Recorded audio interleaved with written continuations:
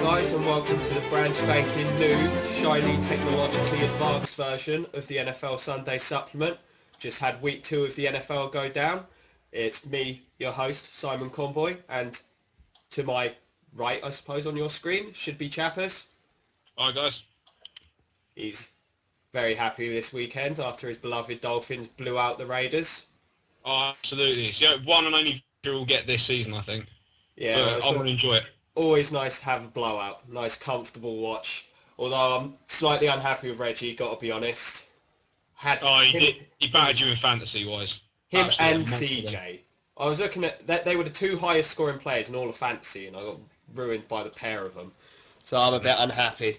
But we'll give you a quick news rundown of the AFC this week, this being our AFC show. The plan is we're going to do an AFC and an NFC each week.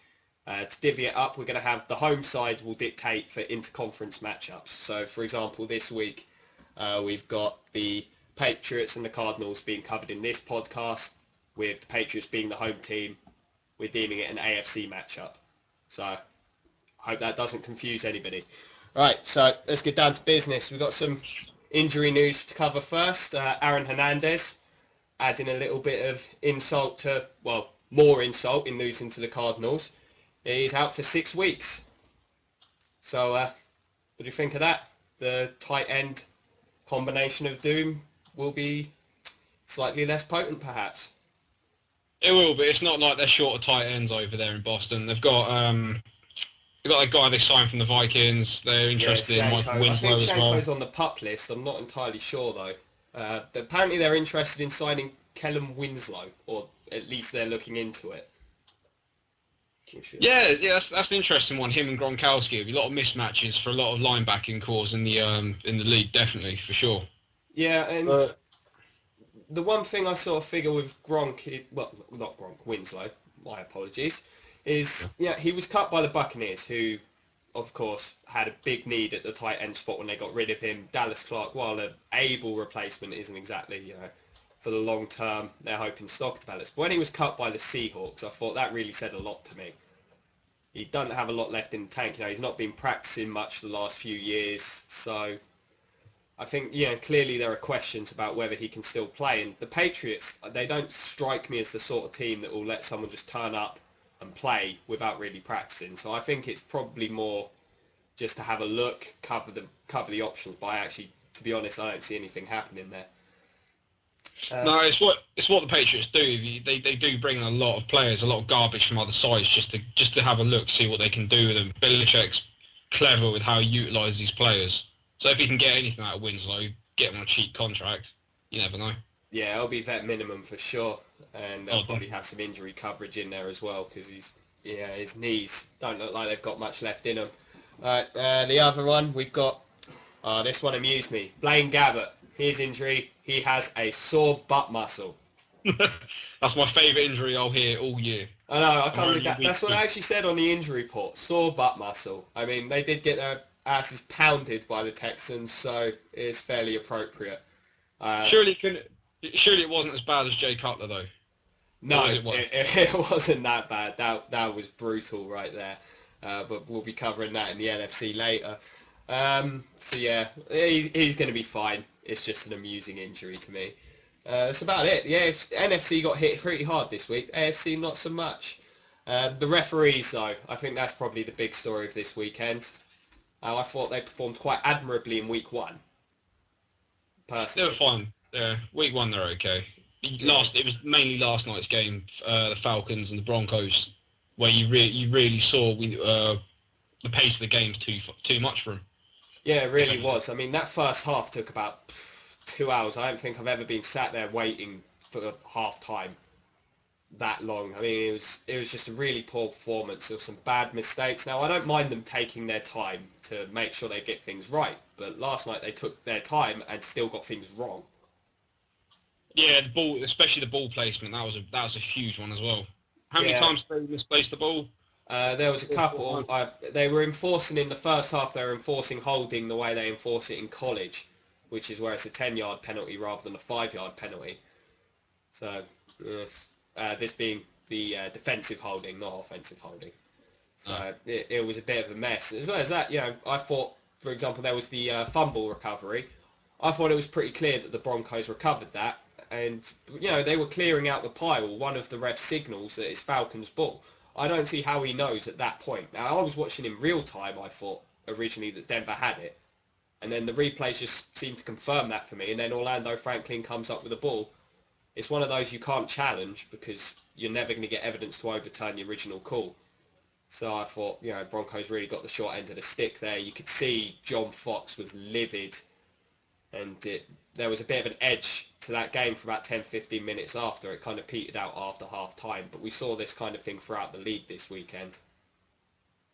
Yeah, we have. Do you think this will be the final push for the NFL to finally get the original referees back?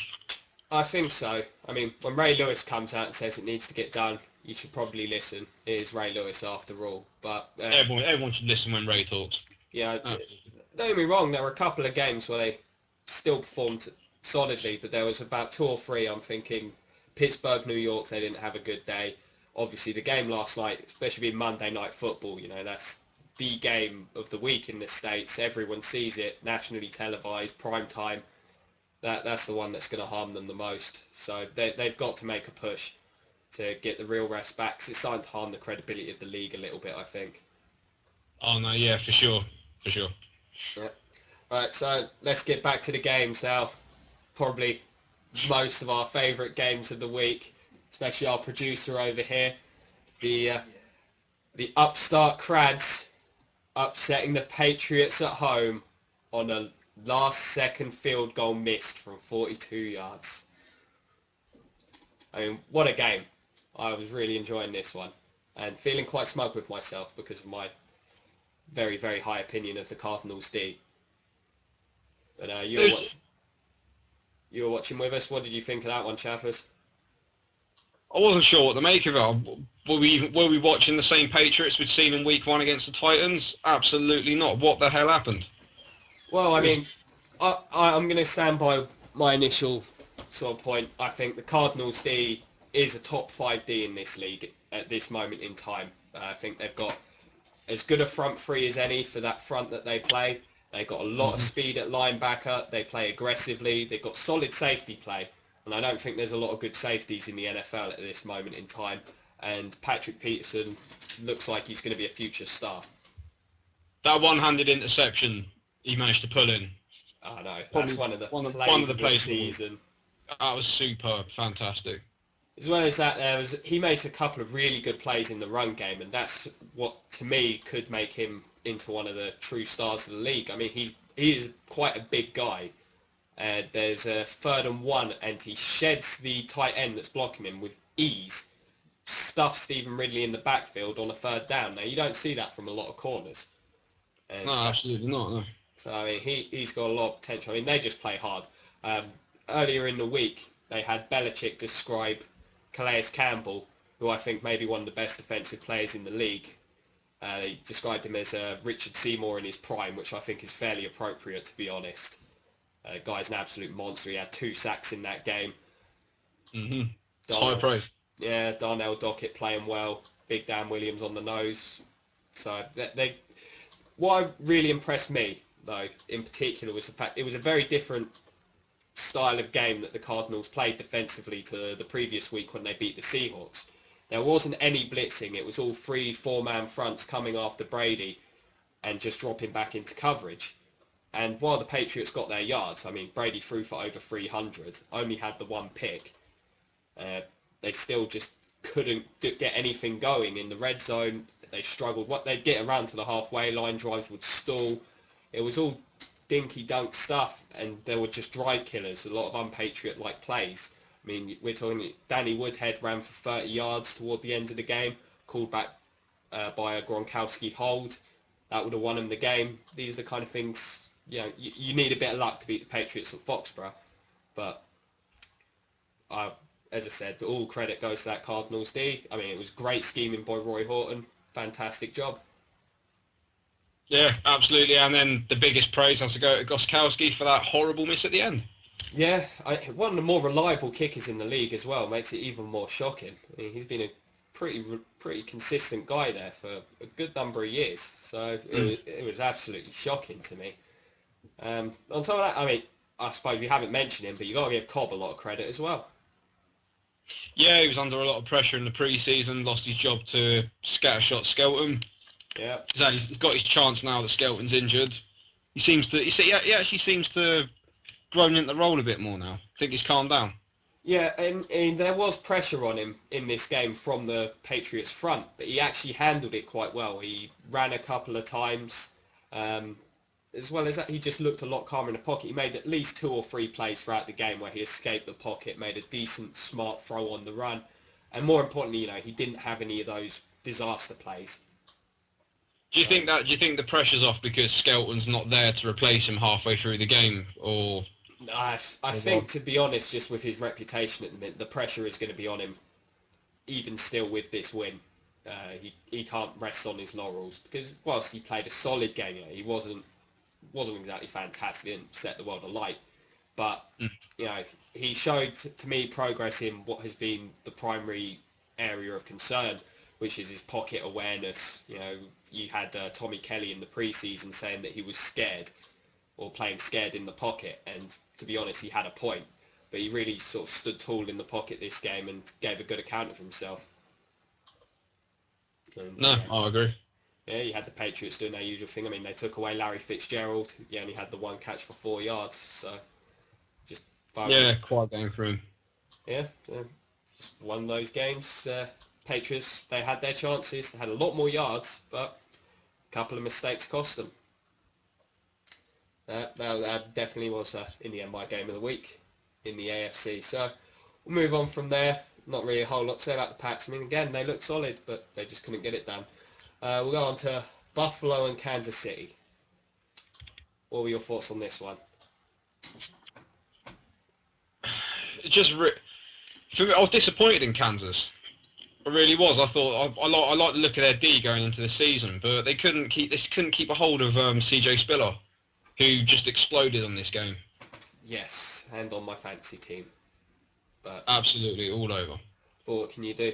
I am as well very disappointed in the Chiefs. I had high expectations for them this year. I thought the only thing that would hold them back would be Matt Castle. I love their O-line.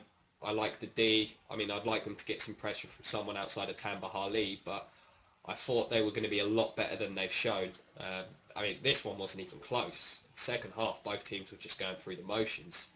And after Buffalo getting obliterated last week by New York, I really couldn't see that one turning out the way it did. I mean, I don't know what's going on with CJ Spiller. 2 weeks running now. He just looks unstoppable. He's just completely blown up. It's fantastic news for him as well, especially losing Fred Jackson. They needed it. Yeah, I mean, he played quite well in relief last season, to be honest. This is something else. I mean, that O-line is performing pretty well, which is a good thing. They've invested quite a lot of picks. I mean, the left tackle, Cordy Glenn, they drafted in this, I believe it was the 2nd round this year. He's performing quite admirably. Opened up a couple of really good lanes of the short yardage run.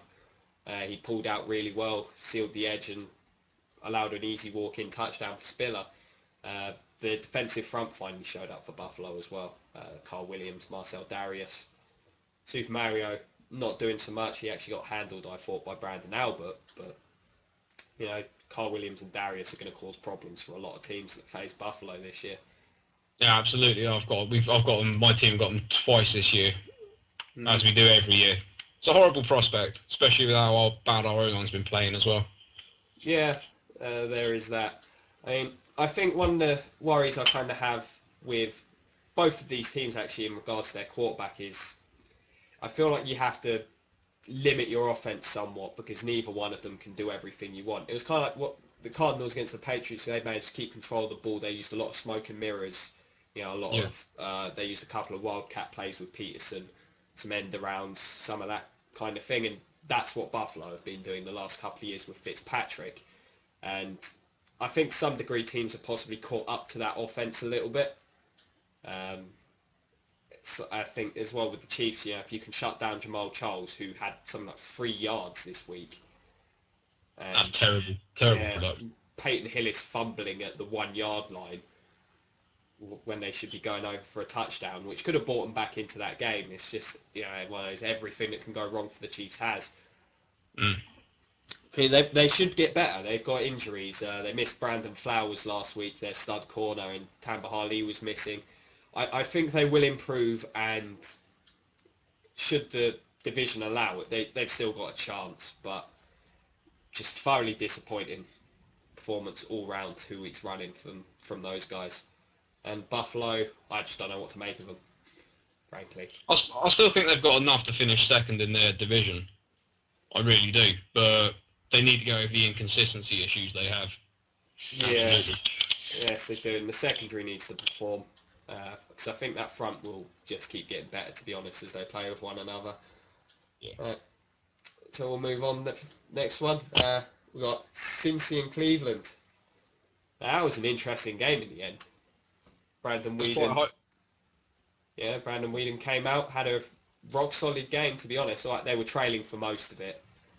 However, they got their 2 rookies going. Trent Richardson had some fantastic plays, breaking tackles, looking like a really tough runner. Had some receptions, and Weeden just played nice and calm against what is, I think, quite a good D in Cincy, even though they haven't really shown it in the first 2 games. No, yeah, I see, but yeah, they haven't had the greatest of starts, but I think that's all the pressure they had from last year probably Yeah, getting to them a little bit. they are missing Carlos Dunlap as well at end, and he's probably their best pass rusher outside of maybe Geno Atkins at tackle, so that hurts them. And the secondary is their safety position concerns me, because you got who's it, Taylor Mays, who's got all the skills you'd look for. He's huge and he's fast. He just doesn't look like a natural player when he's playing. And you've got Reggie Nelson, who was a high pick for Jacksonville all those years ago. When you're cut by Jacksonville, then Yeah, it does say a lot about your character, and it says a lot about your abilities there. yeah. So we'll see what happens there. Andy Dalton looked good, but I don't know how much you can read into that when you're throwing against this Cleveland defense that's missing Joe Hayden, who's a superstar, and outside of him, they don't have much in that secondary at all, and I think you saw that. No, but maybe that's what Brandon Weeden needs. He needs just one of those easy games to help him find his rhythm, so he can take it into the next game. Yeah, I think it's the type of game he really needed just to get the feel of it again.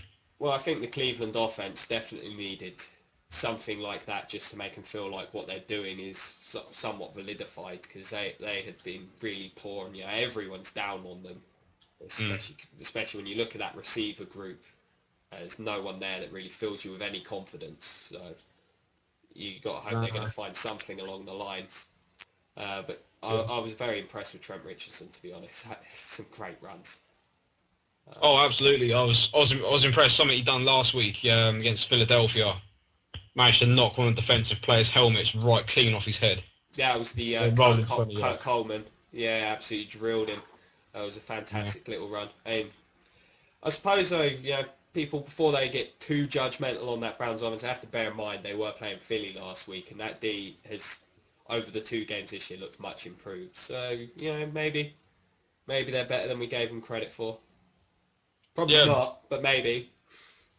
Well, for the people in Cleveland, absolutely, yeah. Let's hope. Yeah. I kind of worry about Cincy, though. I think last year they may have sort of caught lightning in the bottle a bit. I thought teams caught up to Andy Dalton somewhat toward the end of the year. He slowed down a little bit. They still don't have much outside of AJ Green, although I've forgotten his name. They got that 5'6" little slot guy. Not Mohamed Sanu, you're thinking of. No, not Sanu. It's a little undrafted guy. He's like number 16. He's really impressed in both games I've seen him. He's an elusive little player. Hawkins, that's the one. He's looked very elusive. He had another big touchdown this weekend where he made about 3 guys miss, and he looks like a weapon. And they needed someone outside of AJ Green, so they may have it there. I still think Sanu could be a player. Good complimentary number 2. I don't think he's got the upside necessarily to really be a number 1 on an NFL team, but I think he's a solid pair of hands. Gresham, though, They need to get him going because he's not really justified his lofty draft position thus far. No, not at all. Yeah, it's going to be a dogfight in that division. Do you think Cleveland are going to be the likely leaders in the blow for Barkley contest this year? I do, but do you draft him after picking up Whedon last year? I think. Do you do it? I think you do.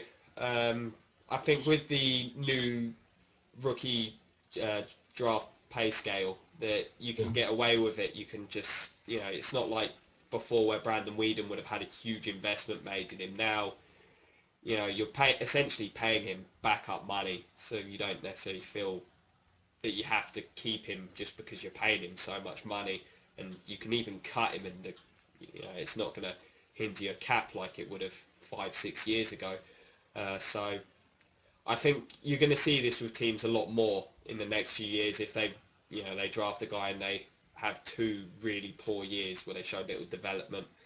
I think you'll see guys replaced very quickly, especially if you get a prospect like Barkley that isn't necessarily going to come along every year. Mm. So I think another contender's got to be the Oakland Raiders as well. Oh, it's difficult. I mean, yeah, we'll move on to that game now then.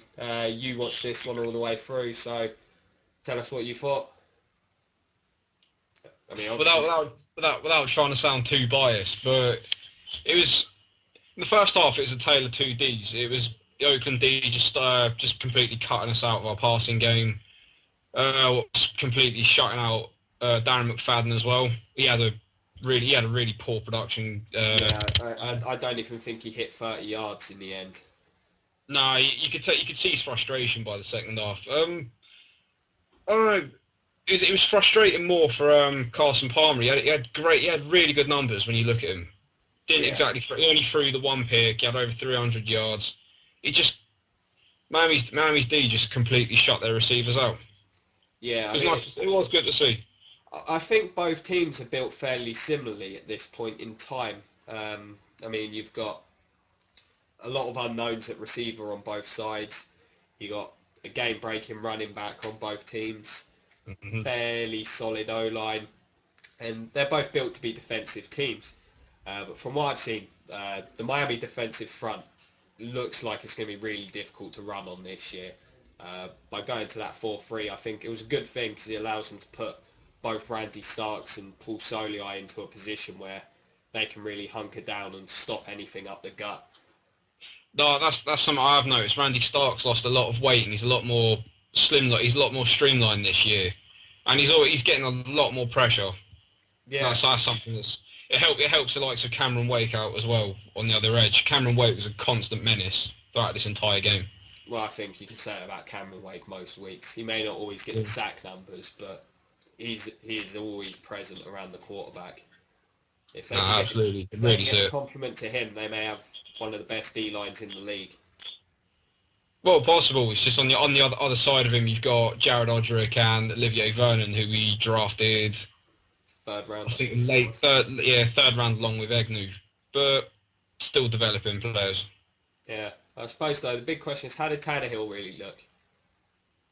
A lot better. He had a terrible week 1 against the Texans. Kept having passes batted down. No problems this time. Didn't throw a pick. It was also he's built a chemistry with Brian Hartline as well. Yeah. Throwing a lot of nice wide ones out to the right. So he found him a lot. Always with the Brian Hartline. No, he had a very good game. He had 100 yards this week. He got his 111. He had his 1 for the year. That'd be his 1 for the year, but at the minute, what else do Miami have receiving wise? I know they really are hoping for somebody to step up.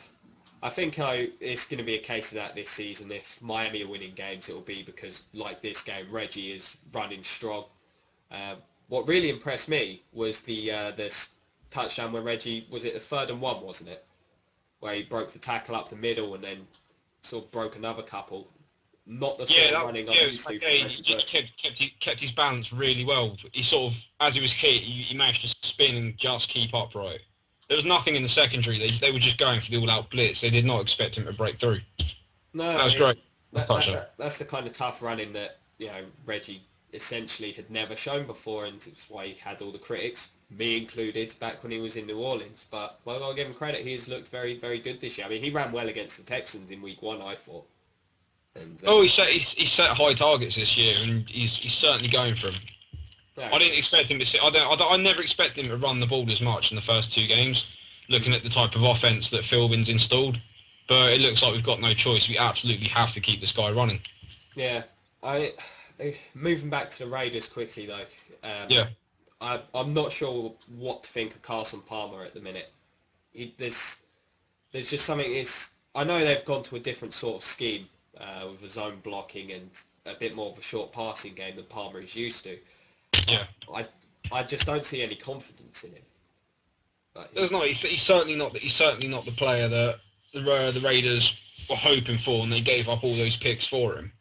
No. But I don't know. He's got, apart from Hayward Bay, what else is there really to throw at?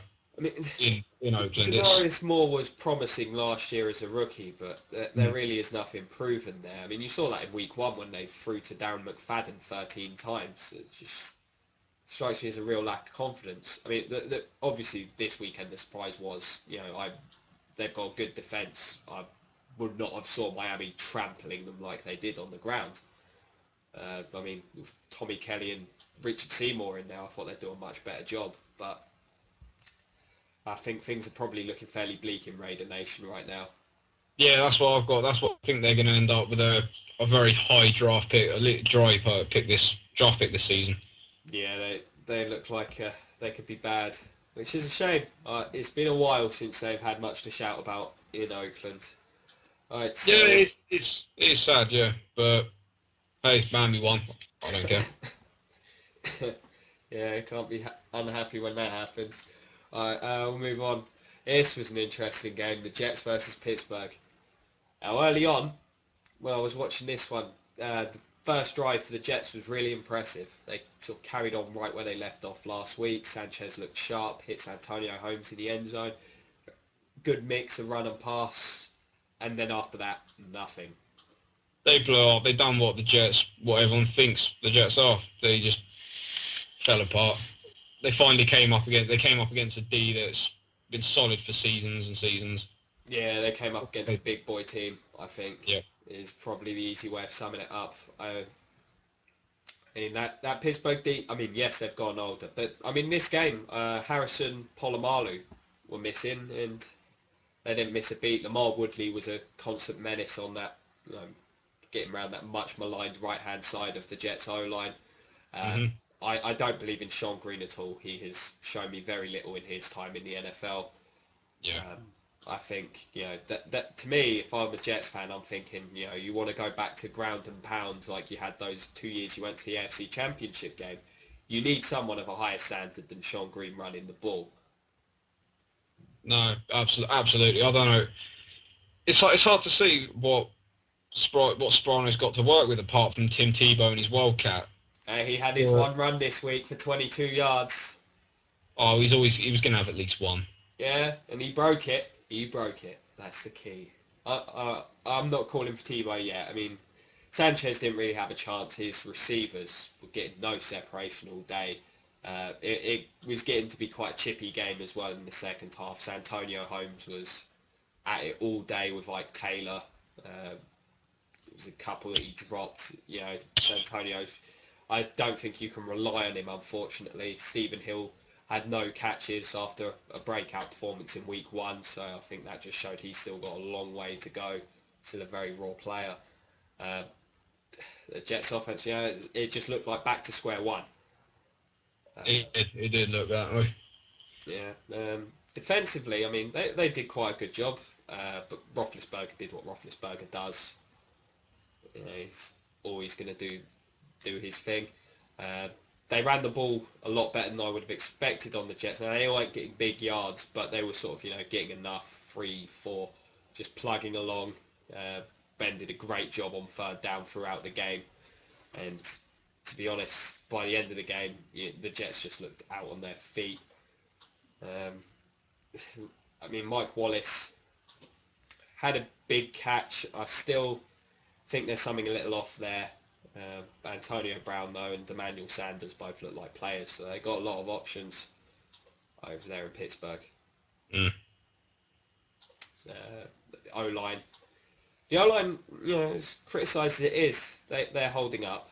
They're not as bad as I thought they'd be. I thought once De Castro went down and they lost their tackle last week, I thought, the Jets, I thought that was going to be where the Jets could win this game, but it never really turned out that way at all. No. So what are you thinking about the prospects of the Jets in the AFC East this year? Do you think they can contend for a wild card, assuming the Pats are going to win the division? I don't think they will. I think this will be the year that Buffalo take them, and then questions will be asked about Rex Ryan. Does he know what he's doing? Possibly their general manager too. And also, I think it's going to be tough for Mark Sanchez. If he has a bad year, like he has the last few, where do they go? I sometimes feel bad for Sanchez because I don't think the team makes it easy on him. I've not felt good about the options he's had at receiver the last couple of years. And obviously the New York media, they don't make it easy on anybody. But, the questions need to be asked because they've made some really poor personnel decisions in the last few years and they haven't drafted particularly well. No, I can't think. Since they traded up for Sanchez as well. They traded up quite a lot to go get him. So questions need to be asked there, especially if he doesn't advance. They gave him that contract extension, and frankly, he hasn't really shown much that warrants him getting it. So, yeah, I think Tannenbaum definitely has to be on a hot seat. Rex, I still think Rex has done a good job there, to be honest. I think the D has, for the most part, lived up to their part of the bargain since he's got there. And, a lot of it, to me, must fall on the GM. They've made some bad personnel decisions, as I said. That O-line, like 2-3 years ago, was the best in the league, and it's really declined. Defensively, they've not brought in any real top-level pass rushers, and that's been a need for a while. So we'll see where things go. Pittsburgh, they look a good team. They're going to be up there at the end of the season, battling with the Ravens for that division. I still think they're both going to be too powerful for the Bengals to deal with this year. I think the Steelers will win the division with the loss of Suggs this year for the Ravens. I think that's just. I think they did have another big injury as well this year. Who was it? I cannot think of who else got injured for the Ravens. I know Suggs was dead. Suggs was the biggest one, but they have. Yeah, they did have another quite big injury as well. Yeah. It was on offense. They lost one of their tackles, if I remember. Bryant McKinney. That was the one. Yeah, they've had to move Michael Orr back. Yeah, he doesn't fill me with confidence as Flacco's blindside protector, personally.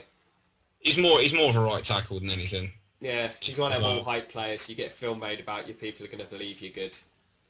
Oh yeah, absolutely. No, I think the Steelers will win this division this year. Yeah, I'm still going to stand by Baltimore. I really, especially after week 1, I think that offense has shown that they're going to offer a lot more than they have in previous years, and they're going to be a good unit. All right, so we'll move on to what was, for me, one of the least entertaining games of the weekend, and I'm sure Tennessee fans will agree with me. Tennessee and San Diego. Now, this one was a blowout from very early on. It was. The interest was lost even before the first quarter was out. Yeah. It was awful. Jake Locker looked awful. The O-line was horrible. Chris Johnson couldn't get any sort of run game going. It was painful. Yeah, I mean, they were one of those teams that a lot of people were saying could have been a sleeper this year, and you could perhaps see why. They were getting Kenny Britt back, who was very good last year before injury. Yep. Signing a vet like Steve Hutchinson, in theory, should have improved that line. Locker has all the upside in the world, and defensively they got a lot of young, promising players like Colin McCarthy and Jarrell Casey. But they're looking, it's thus far, now it's obviously a bit early to say this, but rather like the Buccaneers did a couple of years ago after, all that hype around them. You got to take the next step up, but the players just haven't done that. Defensively, they're missing tackles everywhere.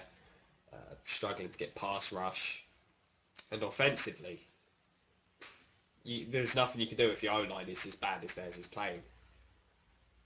No, absolutely. For me, there's two key switches which have, I think, really affect this team. One was the loss of the cornerback Finnegan. Yeah, I think that was a big one. It's a big vocal leader that they've lost there. Arguably, the best nickel corner in the league. I would say so. Yeah.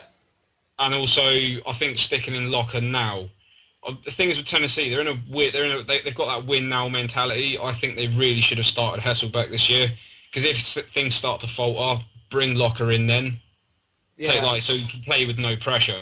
I think the problem is if they do play this bad and then pull him out, they've got to put him back in sooner or later, and that's going to really affect the lad. I think Tennessee have gone about it wrong at the quarterback situation. Yeah, I mean, I agree. I thought once I saw the schedule and once you saw those first 4 games with New England and San Diego, they got the Lions next week, and then the week after that they got the Texans. I mean, that's 4 tough games. Yeah, absolutely. And I thought, go with the vet. You know what you were going to get with Hasselbeck. He played pretty well last year. Locker's really struggled. It's not all on him because, as I said, that O-line's been poor. CJ has also ran tentatively, but frankly, you could have Jim Brown back there, and he's not going to be doing much with the way that line's blocking at the minute. No, what do you think of Chris Johnson coming out this week and publicly slating his O-line? Normally, I'm kind of against this sort of thing. Like after week 1, there were apparently grumbles about Chris Palmer, the offensive coordinator, which. First off, that concerns me. After week 1, if you've got your team complaining about a coordinator already, that really is a bad sign. I think CJ's got every right to do it now. He's got to shoulder some of the blame on himself. He is not looking like the same player he was. He's not breaking tackles. He doesn't look like he's running particularly hard. But that O-line is giving him so little to work with. I mean, Locker was under pressure all day long against San Diego. And to my knowledge, they probably don't have an elite pass rush, although Melvin Ingram has impressed me thus far this year. Yeah, it was a guy I thought would go a lot sooner than what he did in the draft this year. Yeah, I was surprised. I mean, pass rush has obviously fell quite a long way in this draft. They've also got the rookie starting at defensive end in San Diego, Kendall Reyes. He looked really good yesterday. Titans struggled to match up with him. It was I think it was the biggest unknown was the tight end that came in with 3 touchdowns. Ah, yes, Dante Rosario. Yeah, I think he was the big shock. He was the biggest shock of that game. Yeah, well, they were missing Colin McCarthy in Tennessee, so they moved over Will Witherspoon, who's like 33 or 34 now. And obviously running that cover 2 scheme, you could see Rosario was really abusing that deep middle zone where Witherspoon just didn't look like he could get there. So, but it's just one of those things thus far where everything that can go wrong in Tennessee has gone wrong. They're really struggling, and it sounds like there's quite a bit of disagreement in that locker room. So I think they could be gearing up for a long season. They need to try and get back on track as soon as possible. One thing before we move on. Say the Titans don't make the playoffs this year. Chris Johnson doesn't produce anything this year at all. Yeah. Do you trade him at the end of the year, and what for? I don't think you'd be able to get much for him at this point in time. So you'd probably just have to bite the bullet and give him another year. If he carries on like this, he has like little to no trade value. I mean, he's a speed back. They'll start questioning whether he's took too much of a beating, even though he hasn't really received that many carries in his career. So it's just one of those things. Although, as I suppose, the Raiders, although there's no Al Davis anymore, they do love their speed. Yeah. Well, the one thing that concerned me with Chris Johnson, he doesn't run into people. He doesn't try and run over like usual running backs do. I mean, you look at Reggie Bush and people question his toughness, but he'll actually try and punch and make his own hole, whereas Chris Johnson doesn't seem to want to do that. He'd rather dance around. Yeah, I mean, what he used to have this sort of ability to bounce off people rather than sort of, going through them or clearly making a move. He'd just sort of hit them and just slide off and go. But I haven't seen any of that. There does seem to be an unwillingness almost for him to hit the hole as well and just take like the 2-3 yards that you sometimes have to take as an NFL running back. But I think Yeah. I just want to mention a little bit more about the Chargers because they've Yeah. actually quite impressed me in the 2 games. Now, while the offense hasn't lit anyone up, they are missing Ryan Matthews and breaking in essentially a whole new receiving core, especially missing Antonio Gates this week. But I think their D has really, really stepped up because in past years it's just been Sean Phillips and they've been trying to find a complement to him to rush the passer, and that's not really worked. Now they've brought in Ingram and they brought in Albreo Franklin, who was a really not that was not a signing many people have spoke about, but he is a quality nose tackle, and they've been missing that in San Diego in the last couple of years. So I think those 3 additions have made that unit look a lot better. And Eric Weddle is still a top quality player at safety. I mean, both games he's been all over the field. So I think San Diego, they could be quite a good team this year. Just need Phillip Rivers getting a bit more comfortable. I think they could be scary. No, yeah, I know you're a firm believer in Phillip Rivers. It's nice to see San Diego actually have a bit of an identity on defense now as well. So yeah, no, Yeah, things looking good for them. yeah, I think so. I think they could be the favourites in that division now. So we'll move on. We got Indy with Andrew Luck's first win this weekend against Minnesota. Now this was an intriguing game from a quarterback perspective, I thought, because me, Florida State guy, I like me some Christian Ponder, even with his Yep. almost Chad Pennington-esque arm, I suppose. But he has looked very impressive for me this season. The Minnesota offense has really surprised me. Because I mean, Indy shut Adrian Peterson down, but Ponder looked sharp enough to bring them back. Got them got them within touching distance of overtime. And then what I thought was brilliantly ironic here, Minnesota did this last week to Jacksonville, gave them 30 seconds. They tied it up, couple of passes, field goal. This week Indy did that to Minnesota, so they must have been kicking themselves. Yeah. Yeah, I mean, Indy nearly threw this game away as well. They built up a quick lead in the first half, and they just stalled. While Luck was very impressive early, the second half it looked like pressure was sort of getting to him. Minnesota sort of shut down the run a bit, so it was a tightly contested game. I think it really showed these 2 quarterbacks could be 2 to watch in the future. And Percy Harvin, I mean, he's looking as sharp as he's ever looked. Yeah, didn't Percy have a few issues in the off season? Yeah, he asked to be traded because he's questioning the team's direction, I think it was. But the team obviously stood firm because he's one of the few playmakers they have there. Offensively, for the most part, in rebuild mode. I mean, they're revamping that offensive line, and rightfully so. Um, so I can understand his sentiment. They do not look like a team for the next 1, maybe 2 years. You had similar things from Jared Allen as well. But to be honest, they've been much improved in the couple of games I've seen them. So I think there's reason for quiet optimism in Minnesota right now. I mean, you can't expect much just because the division they're in Oh is no, absolutely. is pretty brutal. It's a similar sort of situation in Indy where they've looked better than I thought they probably would.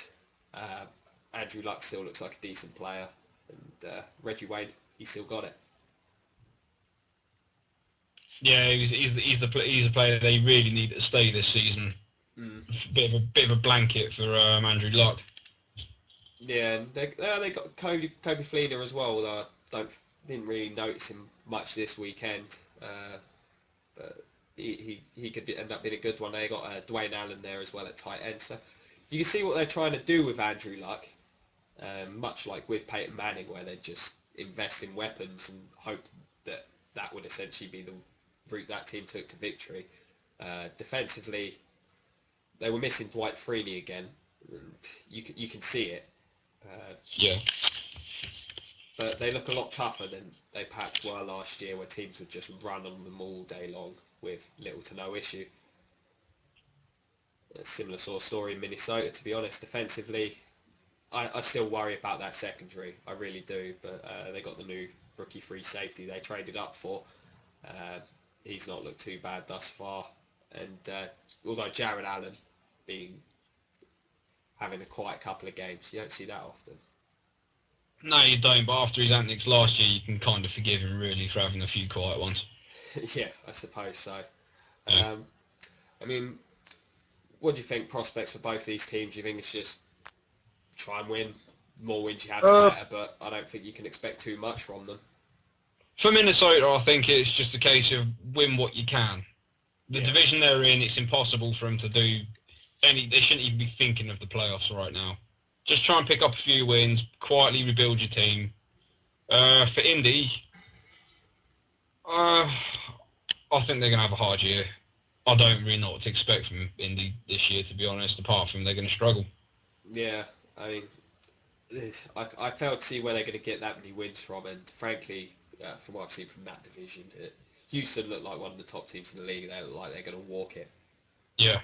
So from that point, we'll move on to the final game of our AFC breakdown, Houston and Jacksonville. Oh, yeah. Speaking of blowouts, this was a blowout. Huge mismatch. What did you expect? Yeah, it was so bad in that regard. There's actually just little to talk about. I mean, I don't know what more you could say then. Arian Foster and Ben Tate looked unstoppable. Schaub was in control, didn't have to do anything really. I mean, Andre Johnson only had 3 grabs for 21 yards. He didn't need to do any more. And No. that D, they are looking good. I mean, JJ Watt, only his second year, he's looking fantastic. He's been a surprise. I saw him in that first game against Miami. He was absolutely dominant. Yeah. On either side as well. He'd either go up against Jonathan Martin, totally have control of him. Then he'd move over, go to Jake Long, held up really admirably against him as well. Yeah. He's a freak. He is looking a very good player. I mean, that's one of the things that's kind of intrigued me in the last couple of years is, the 3-4 end used to have, in particular, a reputation of, just being there to plug gaps. I mean, it's generally true of most 3-4 linemen. But I mean, you got some really dynamic players in the league right now playing that position. Your Justin Smith, your Calais Campbells, your Darnell Dockett's, and your JJ Watts, who can really get some pressure on opposing quarterbacks while shutting down the run. I think they're such weapons to have for these teams. And in the case of Campbell, you got that giant arms that will block just about anything. But yeah, I think it's been really interesting. I think Houston, to me, as I've said a few times to people that will listen, I really do think they're the team to beat in the AFC this year, as long as they can stay healthy. Do you think it's Super Bowl year? Yeah, I think they're a Super Bowl caliber team. I really do. Defensively, they're rock solid. Whilst I question the depth in the receiving core, that's really the only question I have about that whole roster.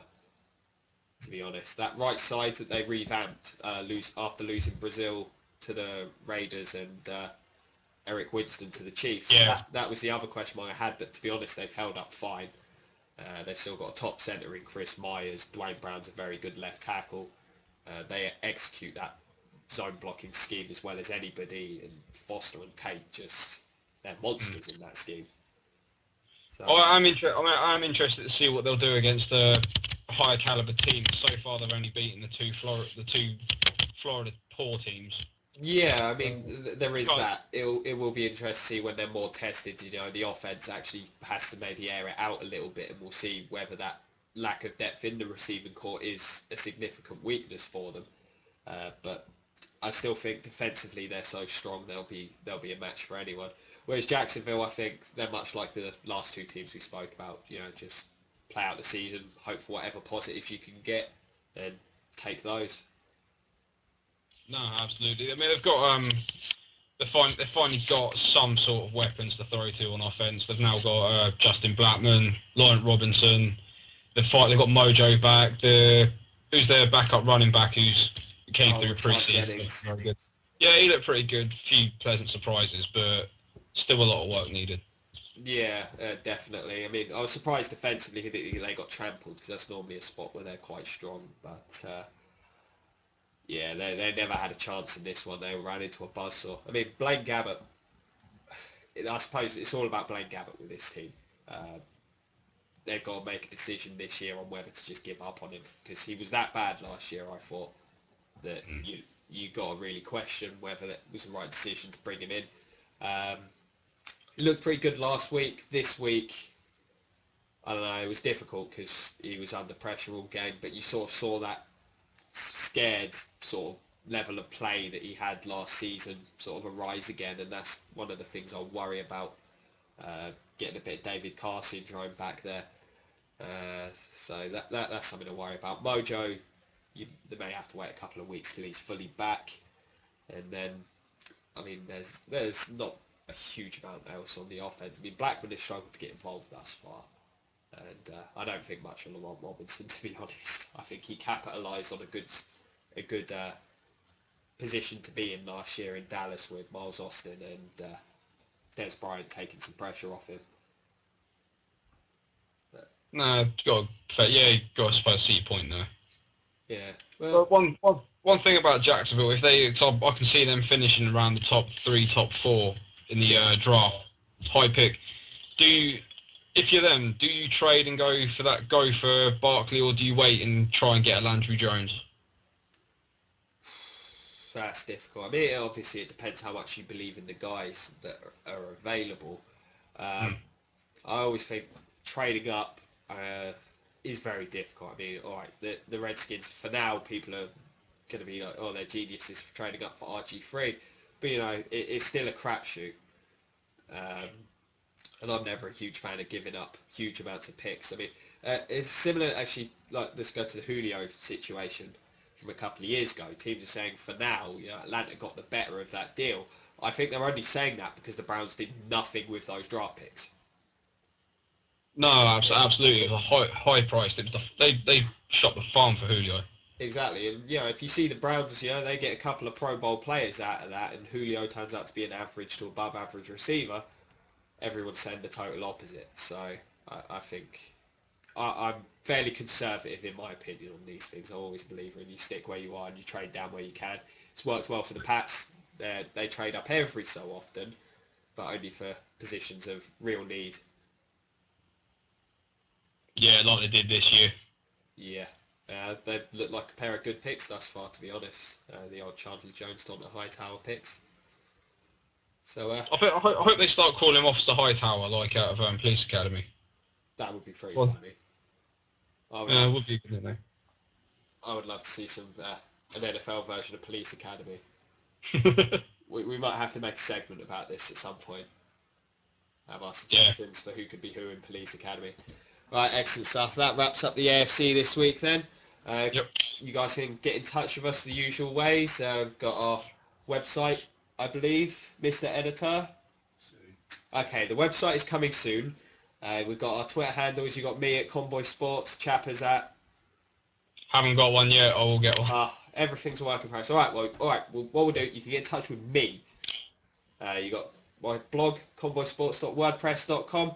All my contact details on there. You got me. Follow me at Convoy Sports on Twitter.